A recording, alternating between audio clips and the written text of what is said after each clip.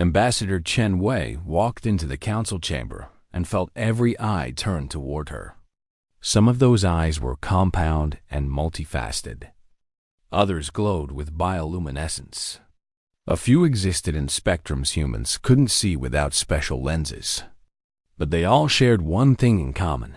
They were judging her. The Galactic Council met in a massive dome on Concordia Prime, a neutral station that floated in the space between three major empires. 47 species sent representatives here. Humanity was the 48th and the newest. They had joined only 15 years ago, barely a heartbeat in galactic time. Chun took her seat at the human delegation's small table.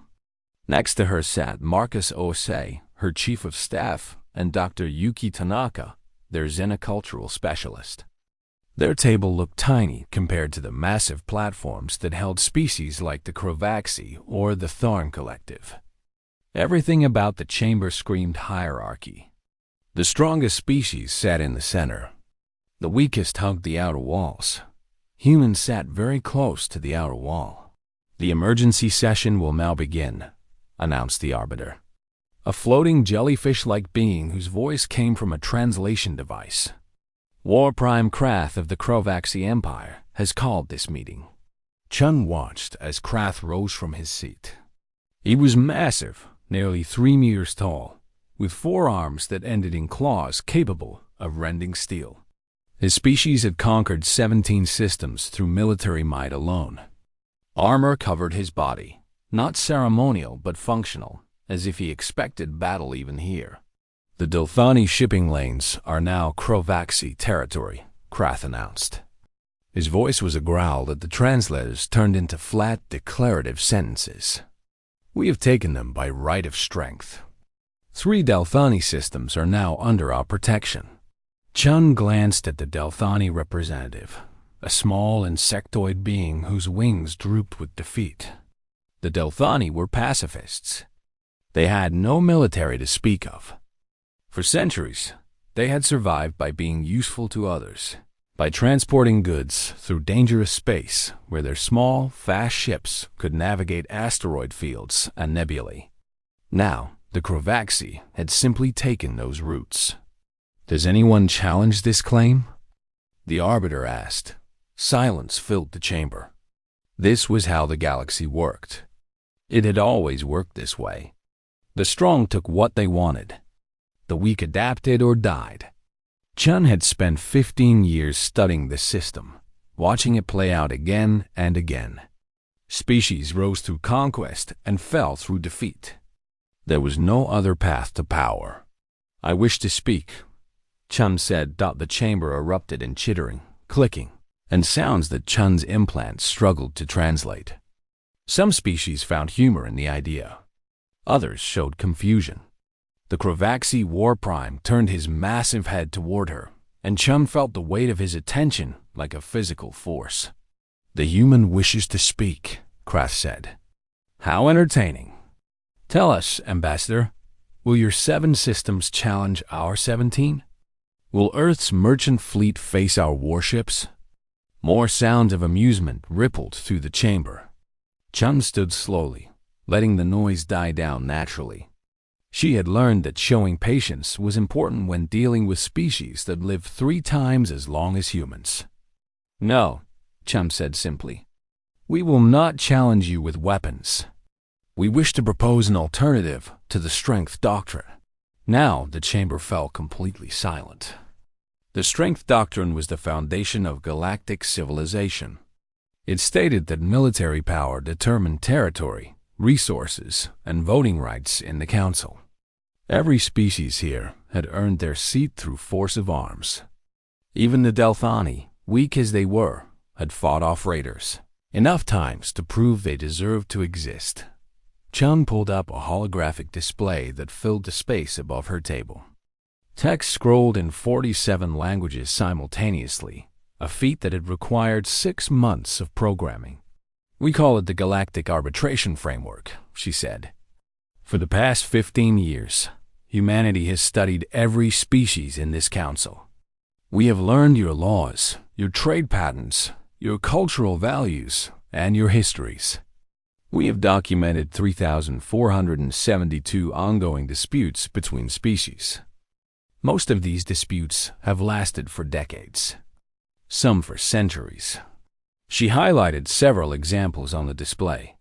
The Centauri and Thalocs had been fighting over a border for 200 years. The Milixians and the Vracs argued constantly about mining rights. The Korth clans raided each other in cycles that went back millennia.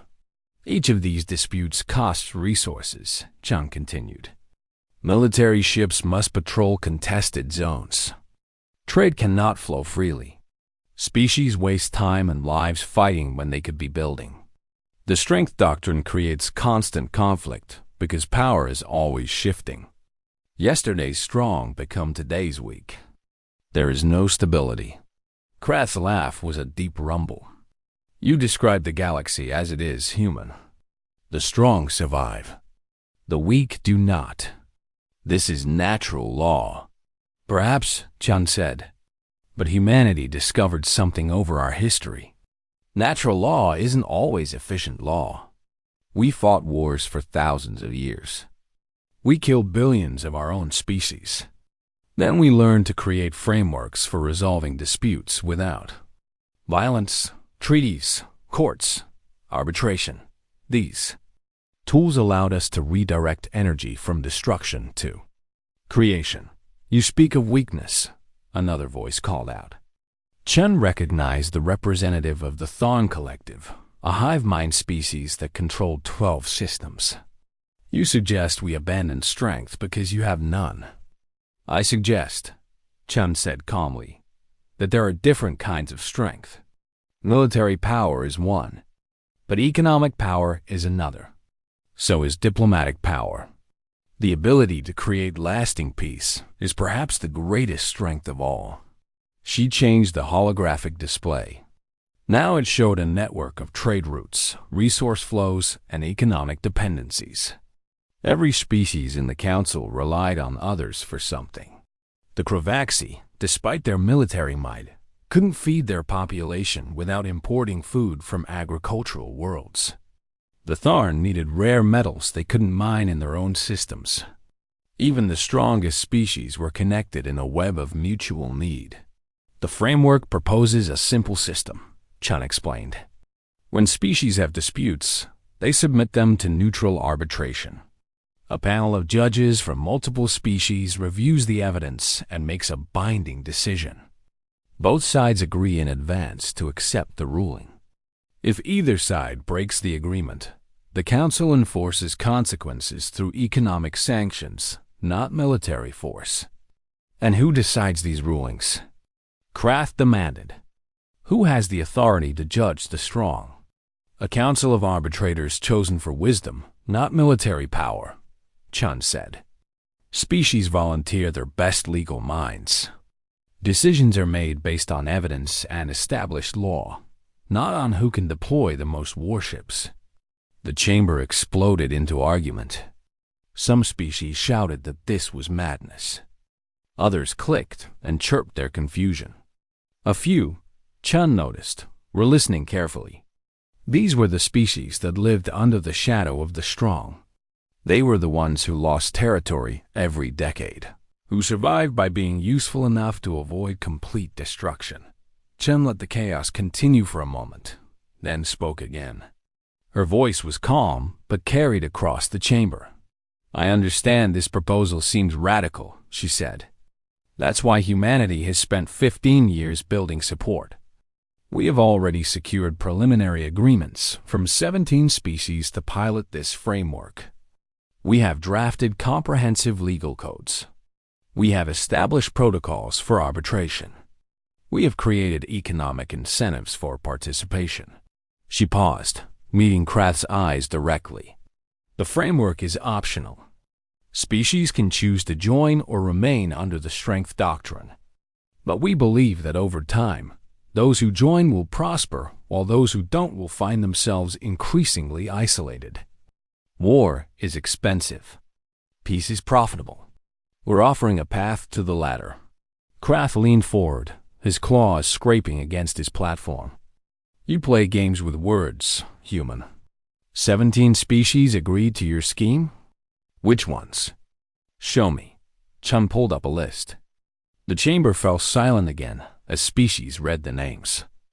The Delthani were there, unsurprisingly. But so were the Centauri and the Tholox, ancient enemies who apparently both saw value in ending their eternal war. The Milixians had signed on. So had 6 smaller species that clustered near the galactic rim. But the real surprise was the name at the bottom of the list, the Vrin Imperium, a military power almost as strong as the Krovaxi. The Vrin have agreed? Someone shouted. Impossible. The Vrin fight constantly with the Kaltesh, Chun explained. Both empires waste enormous resources on their border conflicts. We proposed arbitration as an alternative. Both sides tentatively agreed to try it for one disputed system. If it works, they'll expand the framework to other territories. She looked around the chamber, making eye contact with as many representatives as she could. Change is coming to the galaxy, she said quietly. Humanity isn't trying to conquer anyone. We're simply offering a better way. We believe cooperation will triumph over conflict, not through force, but through choice. Each species will decide for itself whether to join us. Krath stood abruptly. This session is over. The Krovaxi reject your framework. We take what we want by strength, as we always have. Your words change nothing. He stormed from the chamber, his heavy footsteps echoing. But Chun noticed that he was alone. His usual allies remained seated, studying the holographic displays, reading the details of the proposal. Seeds had been planted. Now came the hard part, nurturing them to growth. 6 months after the council session, Chun stood in the observation deck of a human diplomatic vessel and watched the Milixian homeworld rotate below. The planet was beautiful, covered in purple oceans and green landmasses, but Chun knew the truth beneath that beauty. The Milixians were starving. Their world was resource poor. The soil lacked key nutrients. The oceans teemed with life, but most of it was toxic to Milixian biology. For centuries, they had survived by trading their exceptional navigational skills for food imports. They were the best pilots in the galaxy, capable of threading ships through spatial anomalies that would destroy other vessels. But lately, their trade partners had been demanding more and offering less. Ambassador Chun, a voice said behind her. She turned to see Ambassador Selector Thrix, the Milixian leader. Thrix was tall and thin, with 6 limbs and skin that shifted colors based on emotion. Right now, that skin showed deep blue, which Chun's briefings had taught her meant cautious hope. Thank you for meeting with me, Chun said. Your message said you had a proposal, Thrix replied. Something about feeding my people. I confess, I'm curious what humanity wants in return. Chun smiled. This was the delicate part. Every species in the galaxy expected exploitation. Help always came with strings attached, with demands that would cost more than the help was worth. Humanity has developed advanced agricultural technology, Chun said. Hydroponics, genetic modification, synthetic nutrients. We can design systems that will work on your world, that will let you grow your own food regardless of soil quality. We're prepared to share this technology freely. Thrix's skin flickered through several colors, landing on yellow-green. Confusion mixed with suspicion. What do you want? Thrix asked flatly. Your support for the Galactic Arbitration Framework, Chun said. Public support? We want you to speak at the next council session about why you've chosen to join. We want you to encourage other species to consider it. That's all? That's all. Thrix was silent for a long moment. The colors on their skin rippled like waves. Finally, they spoke. The Krovaxi offered us a deal last week, Thrix said. They would provide food shipments in exchange for our navigation data. Maps of every route we've ever charted. They were also quite clear about what would happen if we refused. Chun nodded. She had expected this. The Kravaxi weren't stupid. They saw the framework as a threat and were working to prevent other species from joining. The difference, Chun said, is that we're not threatening you. If you refuse our offer, nothing bad happens. You continue as you are. We'll be disappointed, but we won't punish you. And if the Kravaxi attack us for joining your framework, then the framework activates, Chun said. Every species that is signed on has agreed to collective economic sanctions against any aggressor. If the Kravaxi attack you, they lose trading rights with 19 species. Their economy would collapse within months. Thrix's skin settled into a steady green. Decision made. Send us your agricultural technology, Thrix said.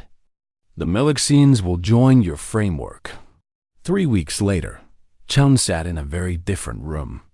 This was a maximum security diplomatic facility in neutral space, and across the table from her sat Krath, the Kravaxi War Prime himself. He had demanded this meeting, and Chun had agreed immediately. She knew what was coming. Your meddling ends now, Krath said without preamble. His forearms were crossed, a Kravaxi gesture of extreme displeasure. You poison the galaxy with your soft words. You make the weak believe they don't need the strong. I'm simply offering an alternative, Chun said mildly. An alternative that threatens the natural order. The Milixians should have accepted my offer. Instead, they grow their own food now, thanks to your technology. They feel brave. They feel independent.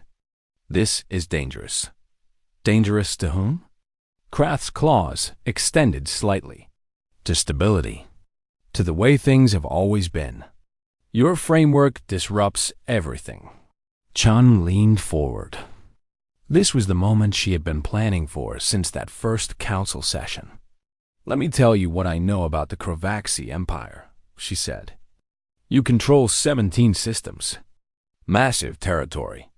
Rich in raw materials. But your infrastructure is inefficient.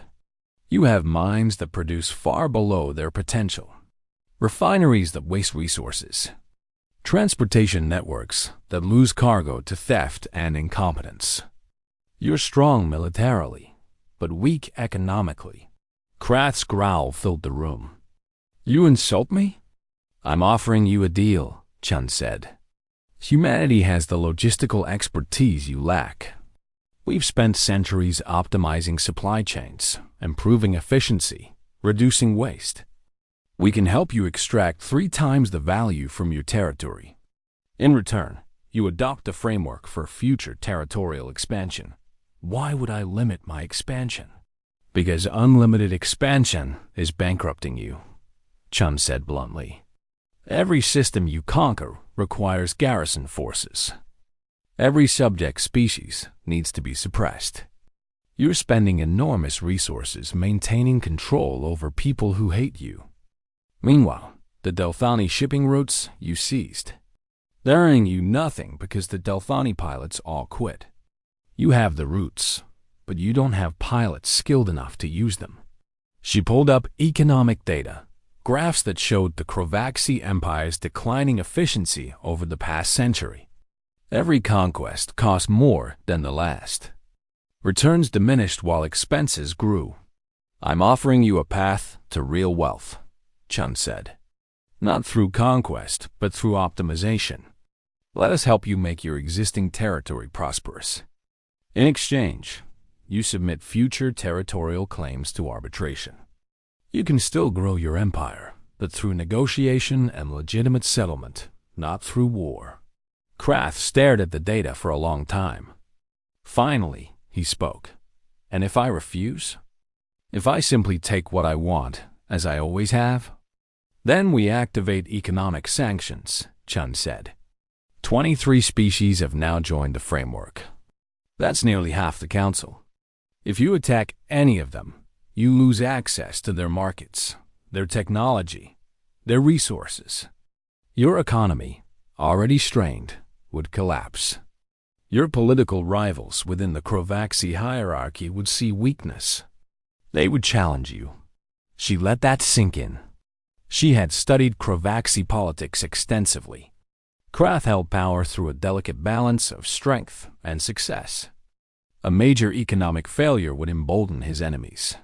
You threaten me without weapons, Krath said slowly. I'm not threatening you, Chun corrected. I'm explaining consequences. Actions have results. Choose war. Face economic isolation. Choose cooperation. Gain prosperity. The choice is yours. Krath stood abruptly and left without another word. Chun sat alone in the room, uncertain whether she had just succeeded or failed catastrophically. 2 weeks later, she got her answer. Crovaxi raiders attacked a human mining colony on the edge of settled space. They killed 43 people and stole 6 months' worth of refined minerals. It was a clear message. Krath rejected the framework. Chun moved immediately. Within hours, she had activated the sanctions protocol. Every framework member received the evidence of the Crovaxi attack along with a formal request to cease all trade and diplomatic contact. The response was unanimous. 23 species cut ties with the Crovaxi Empire simultaneously. The economic impact was immediate and devastating. The Crovaxi relied heavily on food imports from agricultural worlds. 3 of their main suppliers were framework members. Crovaxi ships found themselves denied docking rights at major trading stations. Their currency crashed as financial markets anticipated prolonged isolation. But Chun wasn't finished. She had spent months preparing for this exact scenario. Human diplomatic teams spread across the galaxy, visiting every species that currently existed under Crovaxi domination. The message was simple. The framework offered protection. Species that declared independence and joined the framework would be defended by collective economic power. The first to break away were the Yalthri, a reptilian species that had been conquered 70 years ago. They announced their independence and immediately joined the framework. When Crovaxi warships moved to crush the rebellion, they found human observers on Yalthri worlds, broadcasting everything. Chun made it clear. Any attack on the Yalthri would be treated as an attack on humanity and all framework members. Krath faced an impossible choice. Attack and risk total economic collapse, or back down and show weakness. He chose a middle path, sending diplomats to negotiate while keeping his fleet in position. But 3 other subject species saw the Yalthri's success and declared their own independence. Then 2 more. The Crovaxi Empire was fracturing, not from military defeat, but from mass desertion. Chun received a message from Krath. 1 word. Talk. They met again, but this time the dynamic had shifted. Krath's skin looked duller. His movements were less confident. Behind him, Chun knew political rivals were circling. What do you want? Krath asked. There was no anger in his voice now, only exhaustion. Peace, Chun said. Withdraw from all framework member territory. Submit the Delthani shipping lanes to arbitration. You'll likely keep most of them, but through legitimate adjudication, not conquest.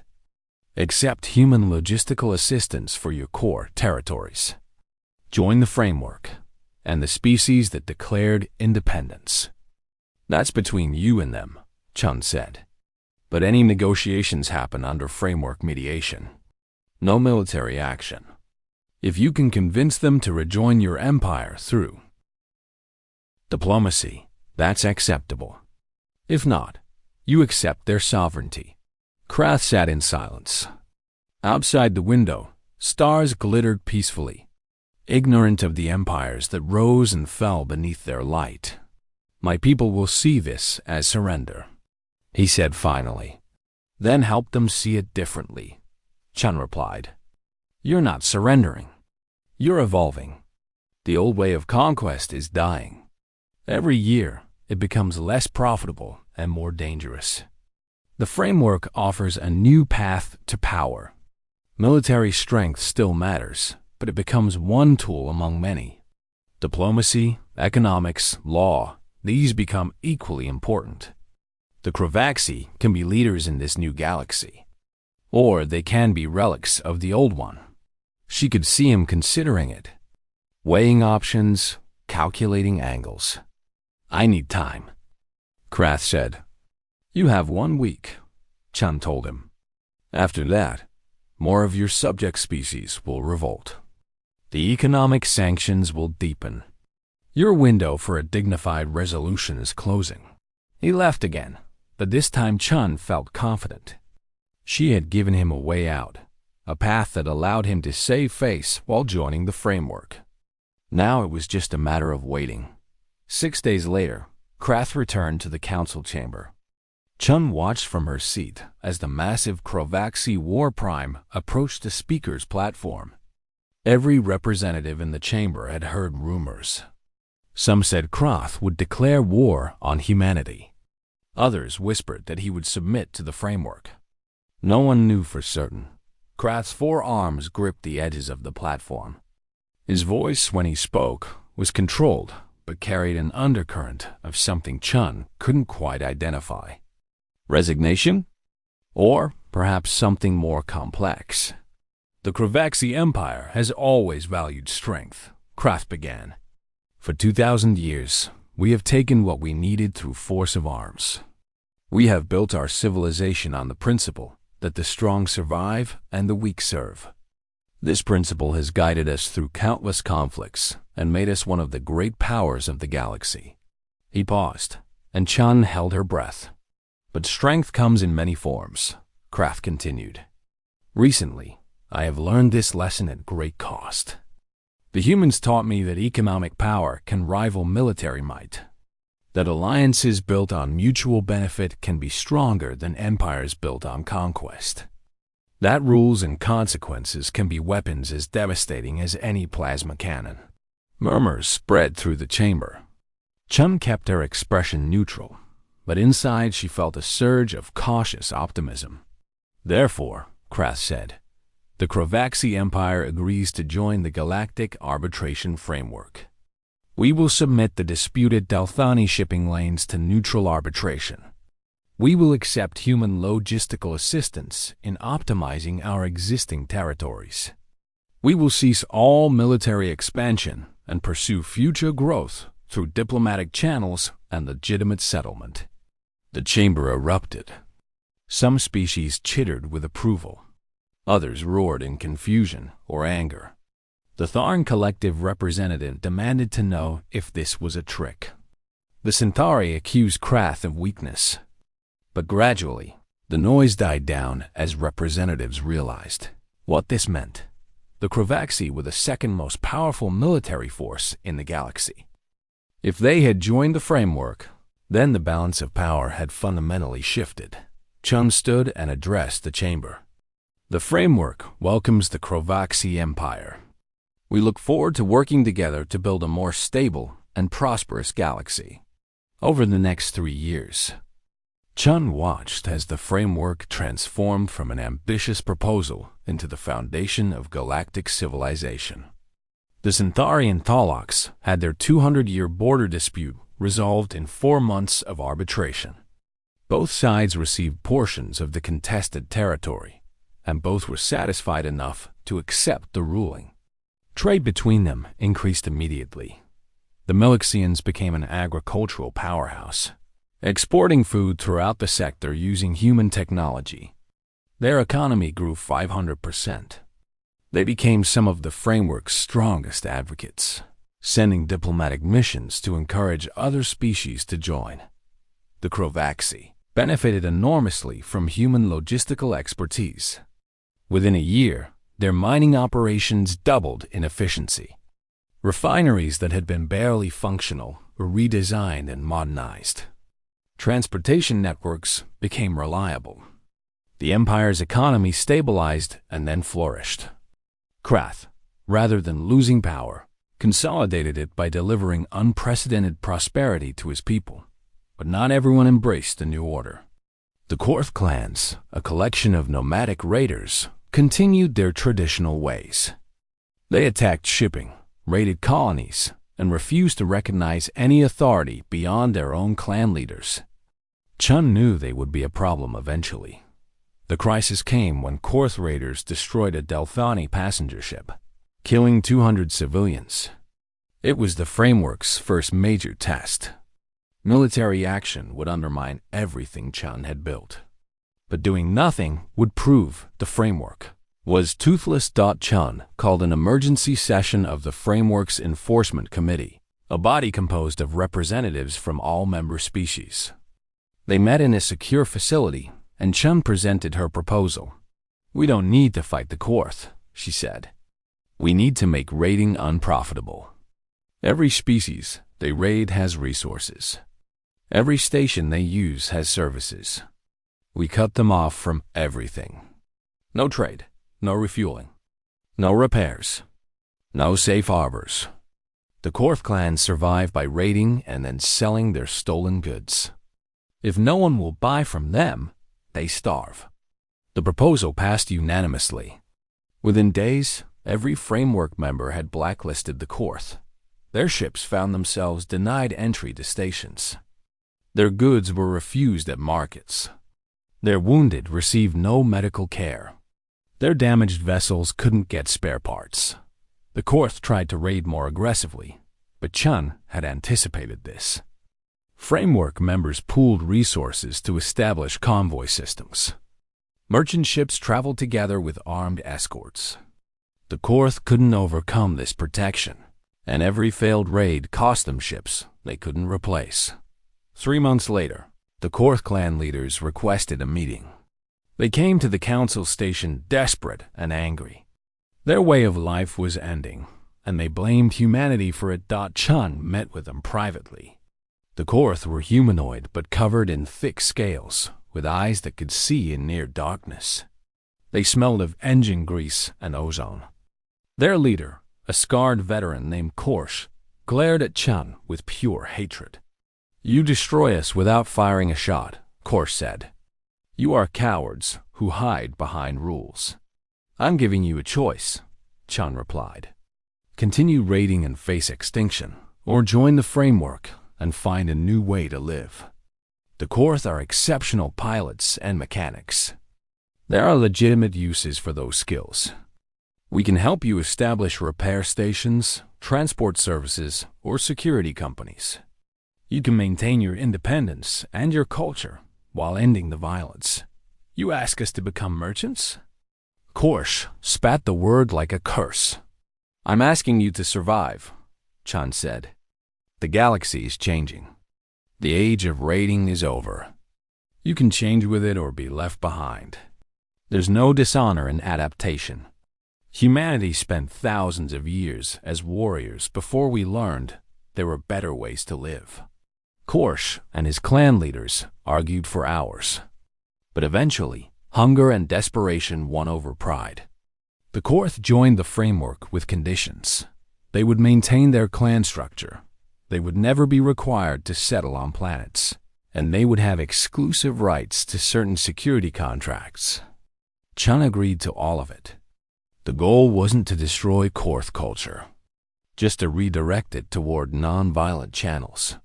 20 years after that first council session, Chun stood in the same observation deck where she had once met with Ambassador Selector Thrix, but now she wasn't aboard a diplomatic vessel. She was on Concordia Prime itself, in offices that belonged to the framework's permanent administrative staff. She was older now, with gray streaking through her black hair. Her joints ached in the station's artificial gravity. But she had lived to see something remarkable. 41 of the galaxies, 48 species had joined the framework. Only 7 remained outside it, and most of those were simply cautious rather than opposed. Marcus Ose entered her office.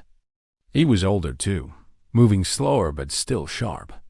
"The arbitration report on the Vrin-Kaltesh mining dispute is ready," he said. "Both sides have agreed to accept the ruling." Chun nodded. The Vrin and Kaltesh had been enemies for centuries. Now they brought their disputes to arbitrators instead of battleships. It wasn't perfect. Sometimes species were unhappy with rulings. Sometimes enforcement was difficult. But it worked far more often than the old system of endless war. "There's something else," Marcus said. Long-range sensors detected a ship entering Council space. Unknown configuration. Unknown species. They're requesting contact. Chun felt a flutter of excitement. A new species meant new challenges, but also new opportunities. "Where are they now?" she asked. "En route to Concordia Prime. They should arrive in 3 days." Chum smiled. "Then we better prepare a proper welcome. Let's show them what humanity has built here." 3 days later, Chun stood in a docking bay as the alien ship settled onto its landing pad. The vessel was beautiful, all flowing curves and crystalline structures. When the airlock opened, beings emerged that looked like nothing Chun had ever seen. They were vaguely humanoid, but seemed to be made of living light, their forms constantly shifting and reforming. Through translators, they introduced themselves as the architects. They had been watching the galaxy for millions of years, observing species as they rose and fell. They had never made contact before, because they had never seen anything worth contacting. "We have watched 1,000 civilizations," the lead architect said. Its voice was like music. All followed the same pattern. Expansion through conquest, overextension, collapse, war, destruction, rebirth. The cycle repeats endlessly. We had concluded that biological species were incapable of breaking it. But something changed? Chun asked. "Humanity changed it," the architect replied. "You broke the cycle. Not through superior technology or greater military strength, but through wisdom.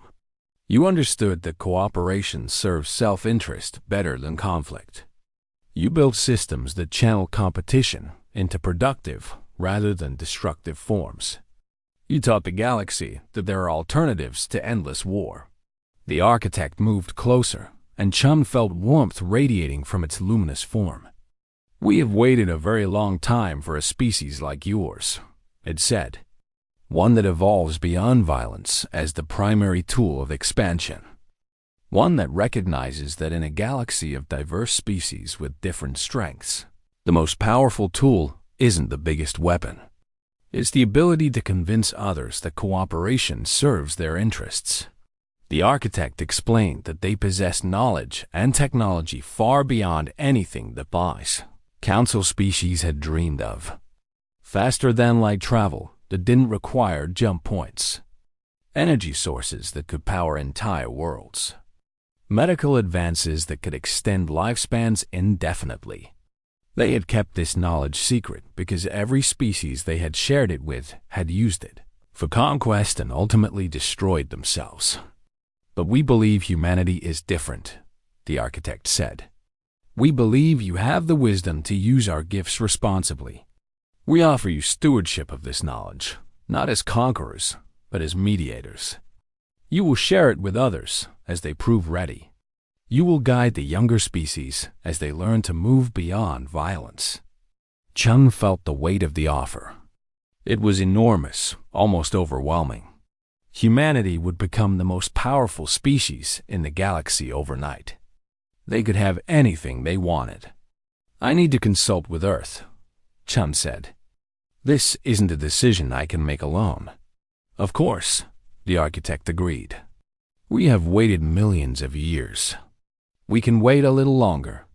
Chun returned to her office and spent the next week in constant communication with Earth. The debates were fierce. Some argued they should accept immediately. Others worried about the responsibility. A few suggested using the architect's technology to establish human dominance. But in the end, the decision was unanimous. Humanity would accept the architect's offer, but with conditions. The knowledge would be shared slowly and carefully. No species would be forced to accept it. The framework would continue to operate by consensus and democratic principles. Humanity would not become dictators, even benevolent ones. Chun delivered Earth's answer to the architects. They approved without hesitation. "You continue to surprise us," the lead architect said. "Every other species we tested immediately tried to seize power. You're the first to impose restrictions on yourselves. This confirms our judgment. You are ready." As Chun watched the architects begin sharing their knowledge with framework scientists, she reflected on the journey. Humanity hadn't conquered the galaxy. They had barely explored a fraction of it. Their military was modest. Their territory was small. But they had changed everything. They had proven that there was a better way than endless war. They had built a system where disputes were resolved through reason rather than violence. They had convinced species across the galaxy that cooperation was more profitable than conquest. The strength doctrine was dead. In its place stood something humanity had spent 10,000 years learning to create: a civilization based on rules, on mutual benefit, on the understanding that everyone prospers when conflicts are resolved peacefully. Chun looked out at the stars and smiled. Humanity hadn't needed the biggest guns or the fastest ships. They had needed something simpler and more powerful: the wisdom to listen, to understand, and to build systems that turned enemies into partners. The galaxy was changing. And for once, it was changing for the better. 5 years after the architects arrived, Chun stood in what had become known as the Archive, a massive structure built specifically to house the knowledge they had shared. The building floated in space near Concordia Prime, a testament to architectural styles from 40 different species working together. Crystalline towers rose alongside bioorganic domes. Metal frameworks supported living gardens. It was beautiful in its diversity. Chun walked through corridors lined with data storage systems that contained information humanity was still learning to comprehend. The architects hadn't simply handed over their technology. They had insisted on a careful, measured approach. Each piece of knowledge came with warnings about its potential for misuse and requirements for safeguards. Dr. Yuki Tanaka met Chun in one of the research chambers. Yuki had aged gracefully, though her hair was now completely white.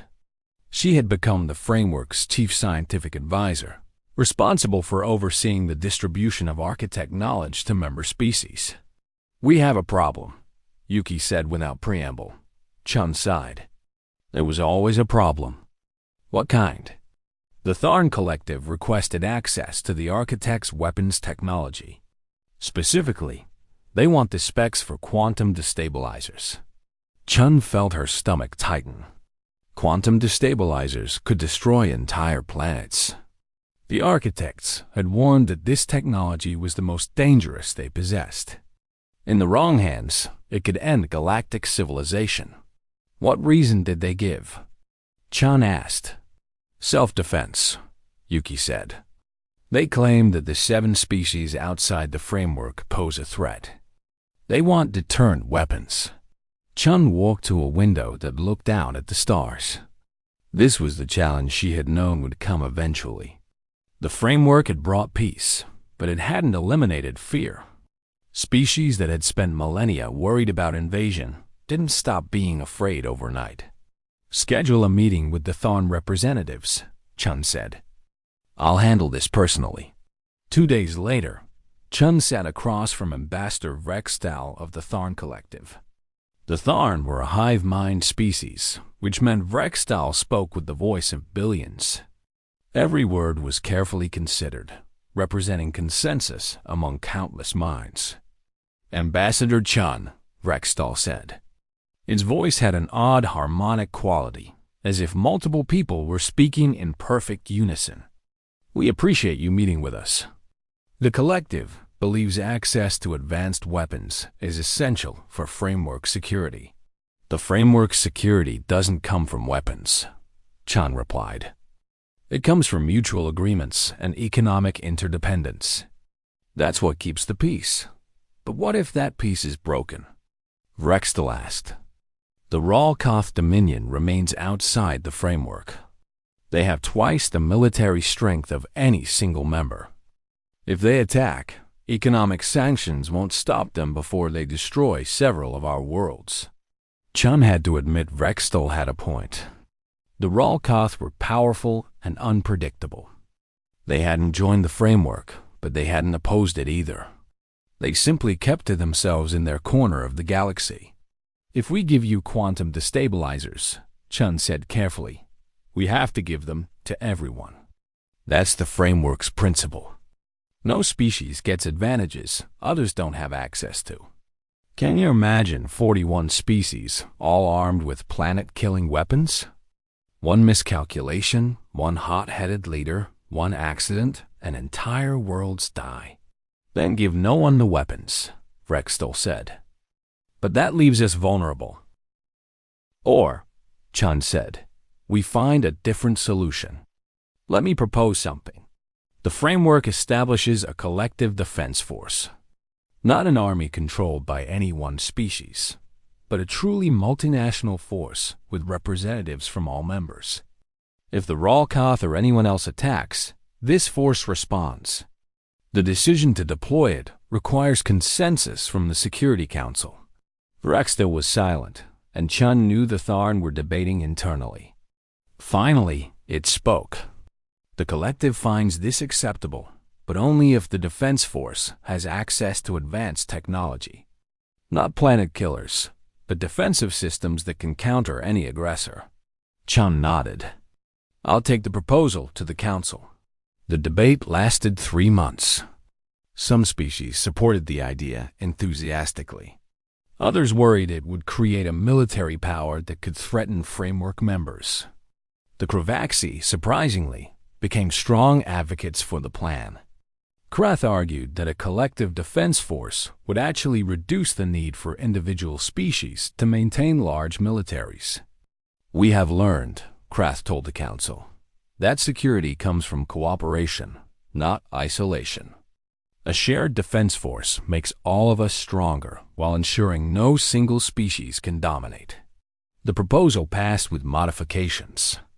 The Framework Defense Initiative would be established with strict rules. Its weapons would be powerful but not civilization-ending. Its command structure would be distributed across multiple species. No single leader could order it to attack. Deployment required approval from a Security Council where every member had veto power. Chun watched as the first FDI ships were constructed in joint shipyards. Each vessel was crewed by mixed species teams. A Kravaxi might serve as weapons officer, while a Milixian piloted and a human managed engineering. The ships themselves incorporated design elements from dozens of species, creating something new that belonged to no single culture.